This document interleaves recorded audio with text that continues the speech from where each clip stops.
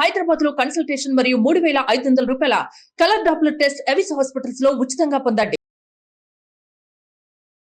నమస్తే రవీంద్రనాథ్ గారు. నమస్తే అమ్మా ఉష గారు. సార్, నేను ముందు చెప్పినట్టుగానే అభయ కేసుకి సంబంధించి ఇప్పటికే 52 రోజులు పూర్తయింది. ఇది 3వసారి ట్రయల్ జరగడం. సుప్రీంకోర్టు ఏ విధంగా ఈ కేసుని ముందుకు తీసుకెళ్తుంది, దీనికి సంబంధించిన పూర్తి సమాచారం ఏంటి అసలు? ఉష గారు, ఏదైతే ఇప్పుడు ట్రయల్స్ జరుగుతున్నాయో సుప్రీంకోర్టు ఏదైతే సుమోటోగా తీసుకొని దీన్ని ట్రయల్స్ స్వీకరించడం జరిగిందో, యాక్చువల్గా ఈ యొక్క మొత్తం దర్యాప్తు టోటల్ అంతా కూడా సుప్రీంకోర్టులో లేదు.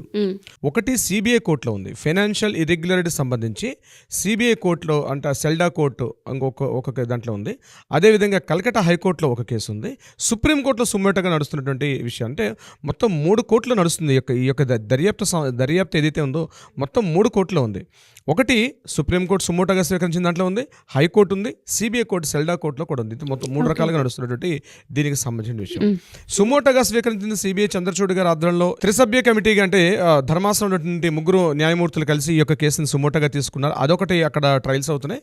అట్ ద సేమ్ టైం ఇక్కడ మన హైకోర్టులో కూడా ఒకటి నడుస్తుంది. At the same time CBI court అది సెల్డా కోర్టులో కూడా దీనికి సంబంధించి జరుగుతుంది. ఇప్పుడు సందీప్ ఘోష్ అదేవిధంగా అభిజిత్ మండలి ఎవరైతే మనం అనుకున్నామో ఇదంతా సిబిఐ కోర్టు దర్యాప్తు చేస్తుంది. సుప్రీంకోర్టులో ఏం జరుగుతుంది? సుప్రీంకోర్టులో ఈ ఓవరాల్ కేసు సంబంధించి మొత్తం కేసు యొక్క ప్రొసీజరింగ్స్ ఎలా ఉన్నాయి ఏంటి అని చెప్పి సిబిఐ 2 వైపులు కూడా అటు సుప్రీంకోర్టు ఇవ్వాల్సి వస్తుంది. At the same time CBI court కూడా ఇవ్వాల్సిన పరిస్థితిలో ఉంది రిపోర్ట్ సంబంధించి. సో పబ్లిక్ ఇప్పుడు ఏదైతే వ్యూవర్స్ తీసుకున్నారో ఈ క్లారిటీ ఫస్ట్ తెలుసుకుంటే నెక్స్ట్ దీని యొక్క పురోగతి ఏంటనే విషయం అర్థమవుతుంది.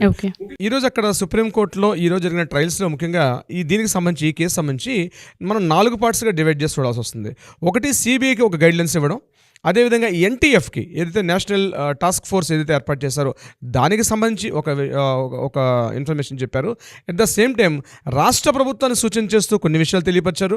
4వది ఏంటంటే నిరసనకారులు గడిచిన కొద్ది రోజులుగా జూనియర్ వైద్యాధికారులు ఏదైతే నిరసన చేశారో దానికి సంబంధించి కొన్ని విషయాలు మాట్లాడడం కూడా జరిగింది. సో ఈ మొత్తం సుప్రీంకోర్టు ఈరోజు ఏది డిస్కషన్ చేశారో దీన్ని మనం 4 పార్ట్స్గా చూడాలి. ఇందులో మొదటి పార్ట్ ఏదైతే ఉందో ఈ యొక్క అభయ అమ్మాయి జరిగిన రేప్ అండ్ మర్డర్ కేసు సంబంధించి ముఖ్యంగా దీని గురించి మాట్లాడుతున్నప్పుడు సుప్రీంకోర్టు ఒక విషయం ఒక కీలకమైన డిస్కషన్ చేయడం జరిగింది. ఒక ఇంపార్టెంట్ క్వశ్చన్ అడిగారు. అంటే సిబిఐ వాళ్ళు సీల్డ్ కవర్ ఒక మ్యాటర్ సబ్జెక్ట్ చేశారు. ఆ సీల్డ్ కవర్ను పూర్తిగా చదివారు. ఆ చదివినప్పుడు చంద్రచూడ్ గారు కూడా ఒక మాట చెప్పడం జరిగింది. గతం యొక్క అంటే లాస్ట్ టైము ట్రయల్స్లో స్టేటస్ రిపోర్ట్ సబ్మిట్ చేసినప్పుడు ఫస్ట్ స్టేటస్ రిపోర్టు అంత హ్యాపీగా ఫీల్ అవ్వలేదు, మరలా స్టేటస్ రిపోర్ట్ ఏమని చెప్పారు. ఈ మధ్యలో స్టేటస్ రిపోర్ట్ ఇవ్వడం జరిగింది. ఆ స్టేటస్ రిపోర్ట్ చూసిన తర్వాత దాని మీద కొంత కలవరపాటు గురయ్యాను అని ఒక మాట చంద్రచూడ్ గారు వాడడం జరిగింది. అది దానిలో కంటిన్యూషన్ భాగంలో ఈరోజు దానికి ఏం చెప్పారంటే ఏదైతే స్టేటస్ రిపోర్ట్ ఉందో ఈ స్టేటస్ రిపోర్ట్ని మేము ఇంకా స్టడీ చేస్తున్నాం, ఇప్పుడే దాని యొక్క వివరాలను బహిర్గతపరిచే అవకాశం లేదు అని ఒక విషయం చెప్పారు. దీనికి సంబంధించి స్టేటస్ రిపోర్ట్లో సిబిఐ చేసినటువంటి దర్యాప్తు చాలా వేగవంతంగా చేశారు. చాలా వరకు డేటా కలెక్ట్ చేసుకొచ్చారు వాళ్ళు.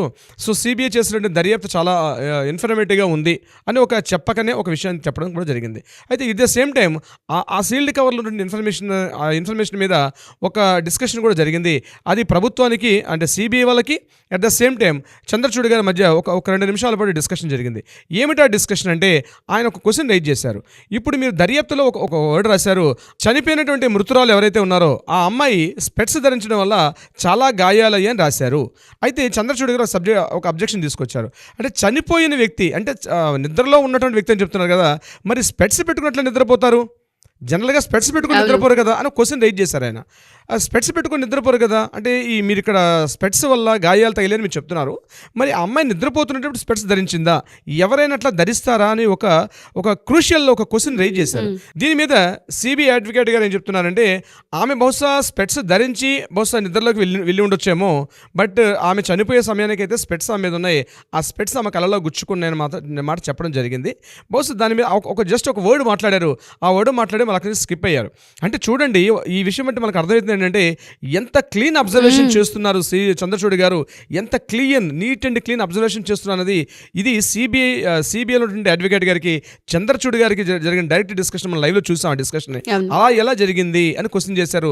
దాని మీద ఇచ్చిన సమాధానానికి ఆయన అంత సంతృప్తికరంగా ఉన్నట్టుగా నాకు అనిపించలేదు. దానికి సంబంధించి సిబిఐ అడ్వకేట్ గారు ఇచ్చిన సమాధానం చంద్రచూడ్ గారు అక్కడ లైవ్లో చూస్తుంటే మనకు ఆయన సంతృప్తి చెందినట్టుగా నాకైతే అనిపించలేదు. సో ఇదొక డిస్కషన్ జరిగింది. Number 2 national task force NTF ఎన్టీఎఫ్లో 10 మంది సభ్యులను ఏర్పాటు చేశారు. అంటే వైద్య సంస్థల్లో కానీ, అంటే ప్రభుత్వ ఆధీనంలో ఉన్నటువంటి వైద్య సంస్థల్లో కానీ, మెడికల్ కాలేజెస్లో కానీ, అంటే వైద్య విద్యా వ్యవస్థలో కానీ కొంత ఒక టాస్క్ ఫోర్స్ ఇవ్వాలి. అంటే ముఖ్యంగా స్టూడెంట్స్కి ఒక గైడ్లైన్స్, అంటే టోటల్గా వాళ్ళకి సెక్యూరిటీ భద్రతాపరంగా కావచ్చు, అట్ ద సేమ్ టైం రక్షణ చర్యలు కావచ్చు, ఎటువంటి గైడ్లైన్స్ అయితే ఉంటూ బాగుంటుందని చెప్పి even the first time suo motu తీసుకున్న రోజు నాడే ఒక కమిటీని ఏర్పాటు చేశారు. ఎన్టీఎఫ్ నేషనల్ టాస్క్ ఫోర్స్ అని ఒక కమిటీని ఏర్పాటు చేశారు. అందులో మనం కూడా చెప్పుకున్నాం, మన స్టేట్ సంబంధించింది కూడా ఎవరైతే గ్యాస్ట్రోఎంటరాలజిస్ట్ నాగేశ్వర రెడ్డి గారు కూడా అందులో ఒక సభ్యుడిగా ఉండడం జరిగింది. అదేవిధంగా శ్రీనివాస్ గారు అని చెప్పి ఢిల్లీ ఎయిమ్స్లో ఉన్నటువంటి అతని డాక్టర్ గారు కూడా అందులో ఒక సభ్యుడిగా ఉండడం కూడా జరిగింది. అయితే ఇక్కడ ఆ ఎన్టీఎఫ్లో ఉన్నటువంటి ఆ సభ్యుల బృందంలో వెస్ట్ బెంగాల్ నుంచి ఆమె మాట్లాడుతూ ఒక జైసింగ్ గారని ఒక లేడీ ఆవిడ మాట్లాడుతూ ఏమన్నారంటే, ఆ ఎవరైతే ఎన్టీఎఫ్ బృందంలో ఉన్నారో ఆ బృందంలో కూడా మా వెస్ట్ బెంగాల్కి రిప్రజెంటేషన్ చేస్తూ ఒక వ్యక్తిని మీరు అపాయింట్ చేస్తే బాగుంటుంది అని ఆ అడ్వకేట్ గారు సూచించడం జరిగింది. ఇమీడియట్గా సీజే గారు, అదే మన చంద్రచూడ్ గారు ఏం చెప్పారంటే, అట్లా చేయడానికి కుదరదు, వీలైతే మీకు ఏదైనా ఇన్ఫర్మేషన్స్ ఉంటే ఒక ఈమెయిల్ తీసుకోండి, మీకు ఎటువంటి గైడ్లైన్స్ ఇవ్వాలనుకుంటే, మీరు ఏమైనా కొత్తగా సూచన చేయాలనుకుంటే మీరు ఒక ఈమెయిల్ కానీ లేదా ఒక డీటెయిల్స్ అడ్రస్ తీసుకొని కంప్లీట్ ఒక మెయిల్ పంపించండి, అంతేగాని ఆ సభ్యుల బృందంలో కొత్తగా ఒక వ్యక్తిని చేర్చే అవకాశం లేదని చెప్పి పూర్తిగా త్రోసిపుచ్చారు ఆ వెస్ట్ బెంగాల్ రిప్రజెంటేషన్ గురించి ఈ యొక్క ఎన్టీఎఫ్లో ఉన్నటువంటి ఇన్ఫర్మేషన్ సంబంధించింది. మూడోది, ప్రభుత్వానికి జరిగిన డిస్కషన్స్లో మాట్లాడుకుంటే, ప్రభుత్వం ఇప్పటివరకు మీరు సీసీటీవీలు కానీ, అదేవిధంగా మహిళలకు కావాల్సినటువంటి టాయిలెట్స్, వాష్రూమ్స్, రెస్ట్ రూమ్స్, వీటి మీద మీరు ఎటువంటి చర్యలు తీసుకున్నారు, మీ చర్యలు ఎంతవరకు వచ్చాయని చెప్పి రాష్ట్ర ప్రభుత్వాన్ని సూటిగా ప్రశ్న వేసినప్పుడు రాష్ట్ర ప్రభుత్వం చేసిన రిప్రజెంటేటివ్ అడ్వకేట్ గారు ఇప్పటివరకు 26% మాత్రమే పనులు పూర్తయ్యి ఇంకా కంప్లీట్గా పనులు పూర్తి కాలేదు అని చెప్పినప్పుడు ఒకంత అసహనానికి గురయ్యారు చంద్రచూడ్ గారు. ఎందుకంటే ఆల్రెడీ ఇప్పటికి సుమారుగా 52 days పైన అవుతుంది, మీరు ఇంకా భద్రతాపరంగా మీరు ఇంకా చర్యలు తీసుకోకపోవడం కొంత విస్మయానికి గురి చేస్తుంది.